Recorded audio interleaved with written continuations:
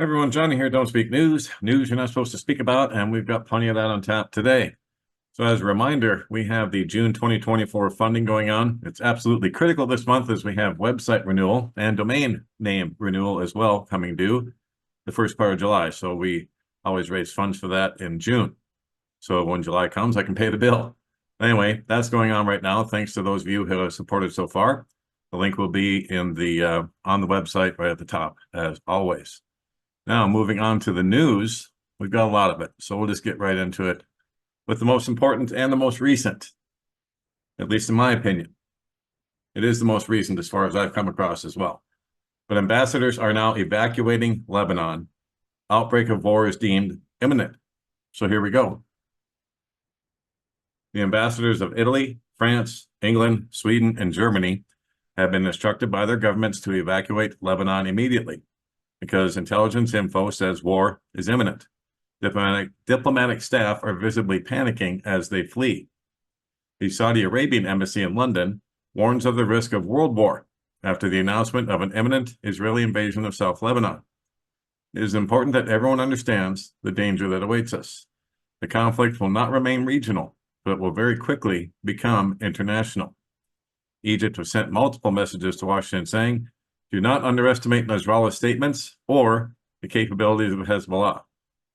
And like it says here, Iran and the Taliban in Afghanistan are now discussing joint action against Israel. And I've seen that news over on Telegram. That is true. Dangerously ambiguous, France announces it is willing to send its armed forces to stand with the Lebanese army on the border of Israel. Now, like Hal says, none of us can figure this one out. Will it be to defend Lebanon, attack Hezbollah, attack Israel, or will it surrender to all of them? Now, the Canadian military is also drawing up plans to evacuate 45,000 people from Lebanon should a full-scale war break out between Israel and Hezbollah. Sources in U.S. CENTCOM tell me that the U.S. is concerned Israel's Iron Dome could be overwhelmed in a war with Hezbollah. This right after giving all Patriot missiles for defense to Ukraine. Now, the original deadline given to Hezbollah by Israel was to move its forces north of the Litani River by June 24th, which is just a few days away. Hezbollah has already flatly refused. It is now not clear if Israel will step up its timetable or if Hezbollah will be the ones to initiate combat, which they said they would be if they saw an invasion coming. So this could begin literally at any moment, and he's right. At 4:54 p.m. Eastern Time today, Kuwait urged its citizens to avoid travel to Lebanon. So a lot of countries are getting the heck out of Lebanon right now, and rightfully so, because Israel has been on the record multiple times this past week saying the 24th is the deadline. Hezbollah has been on record several times saying, we don't care what your deadlines are. We're not going, Lebanese citizens will not be dictated by Israel where we can live and where we can't live. And so that's where we stand right now. As of this moment, it looks like war is going to be breaking out in the Middle East. And like Saudi Arabia said here, they warned of a world war, which is absolutely true.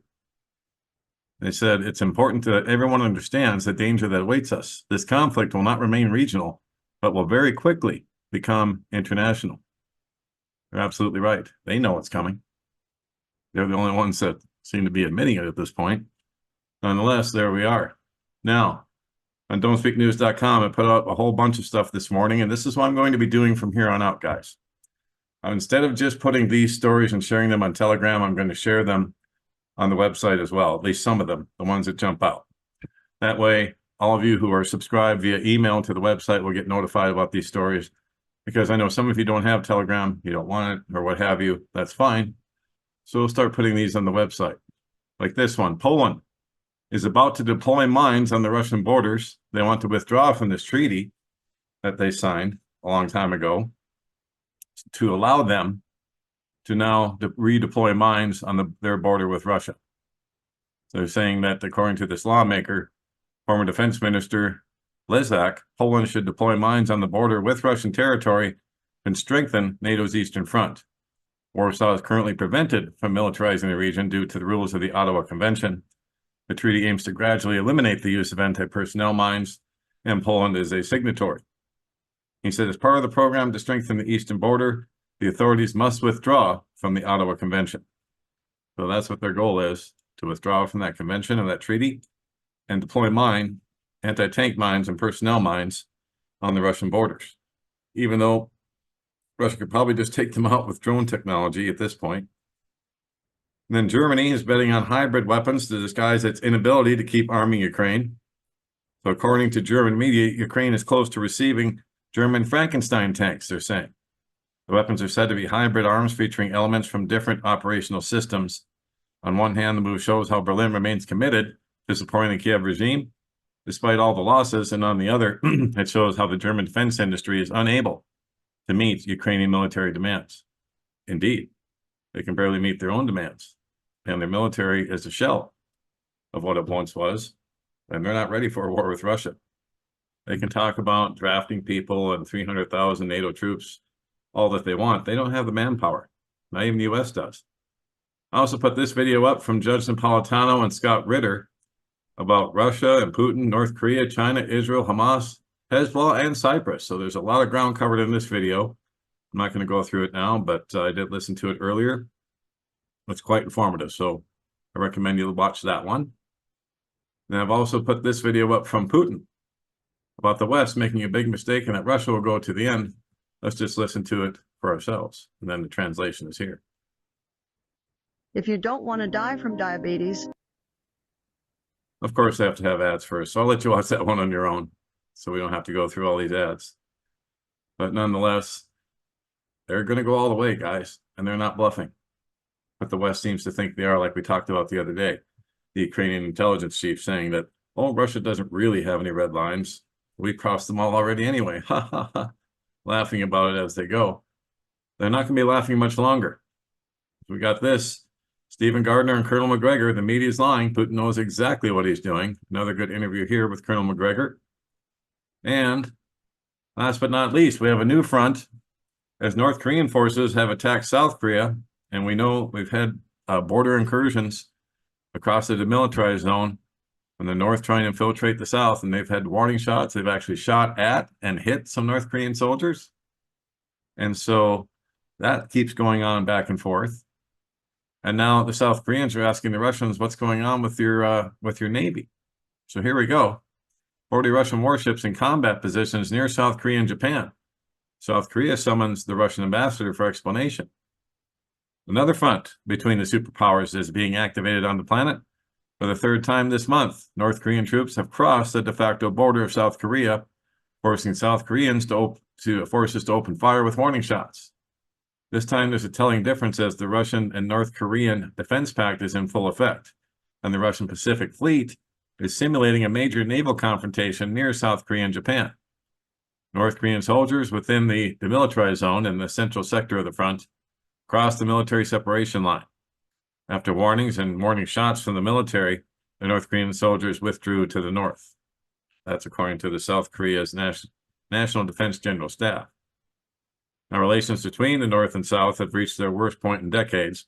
From a technical point of view, the two states remain at war, as the war between them was only ended by a simple armistice, as a formal peace treaty was never signed, guys. Now, this was the third border violation by the North this month. Previously, a group of 20 to 30 North Korean soldiers entered other areas of the central part of the border on June 9th and 18th, respectively. The border violations have come as North Korea has deployed large numbers of troops in frontline areas and is conducting a range of activities, including mine laying and building anti-tank barriers. It seems that the North is preparing and strengthening its first line of defense along the border. Then we have a general war alert in the Russian Pacific Fleet. The timing of the back-and-forth security incidents between the North and South is notable. For days now, the Russian Pacific Fleet, after the Mediterranean, Baltic, and Northern fleets, has been put out of port and conducting major exercises in the Pacific Ocean near South Korea and Japan. I'm going to stop there for a second and remind you that the U.S. has a whole bunch of Navy and Air Force deployed to Guam as well at this moment as I'm speaking right now. Lots of B-1 bombers, B-52s in Guam, and then also a heavy naval presence around the island as well. So they're ready to go in the Pacific too. Now, a video released by Russia's defense ministry shows several ships and a submarine setting out to sea from the far eastern city of Vladivostok, next to North Korea, an operational base of Russia's Pacific Fleet. Very interesting timing, guys, since they just signed this defense pact, don't you think?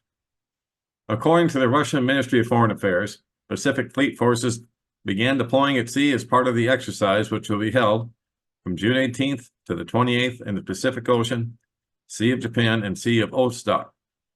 The exercises involve 40 ships and support ships and all coastal anti-ship arrays, Bal and Bastion, about 20 aircraft and helicopters of the naval aviation, including anti-submarine aircraft Tu-142MZ, the Tu-38 and the Tu-38N, anti-submarine and SAR helicopters Ka-29 and Ka-27.